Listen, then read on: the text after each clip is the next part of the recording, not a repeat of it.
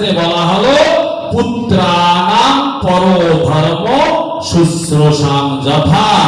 সন্তানের প্রথম কর্তব্য হচ্ছে পিতা মাতার সেবা শুশ্রূষা করা।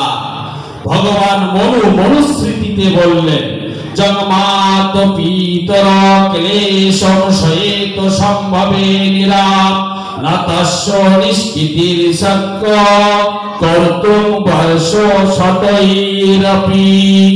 মনুসংহিতা অধ্যায় সংখ্যা 2 শ্লোক সংখ্যা 227। জন্মাত পিতর ক্লেশং সয়েত সম্ভবে নিরাম না তস্য নিষ্কৃতির শক্য কর্তুম বর্ষ শতৈরপি। তোমাকে জন্ম দিতে গিয়ে, তোমাকে পালন করতে গিয়ে পিতামাতা যে কষ্ট ক্লেশ ভোগ করেছে, সেই পিতামাতার যদি 100 বৎসর সেবা শুশ্রূষা করো, সেই পিতামাতার ঋণ কখনো সন্তান শোধ করতে পারে না। সুতরাং পুত্রানাং পরধর্ম পিতৃ শুশ্রূষাং যথা। আবার গরুড় পুরাণে বলা হলো পিতৃ মাতৃ সমং লোকে নান্যস্ত দৈবত পরমং তস্মাৎ পিতৃ প্রজাতনে পূজয়ে।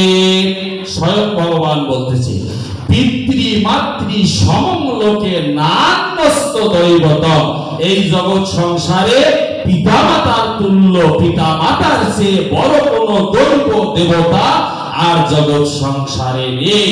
তাই বলা হচ্ছে মন্নোরনি পততে যস্মিন পুত্রে পিতৃস্য তং নিরায়ং নাবাদেহ অহং না ধাতা না চ শঙ্কর।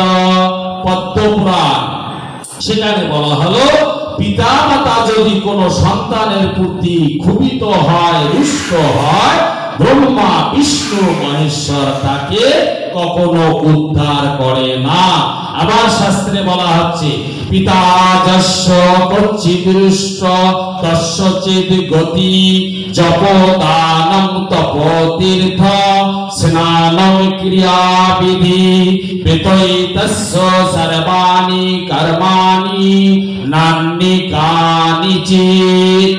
যদি পিতা মাতা তোমার প্রতি রুষ্ট হয়ে যায়, কোন রকমের স্নান, কোন রকমের তীর্থ, কোন রকমের জপ, কোন রকমের পিণ্ড, কোন রকমের মন্ত্র, কোন রকমের দান তোমাকে উদ্ধার করবে না।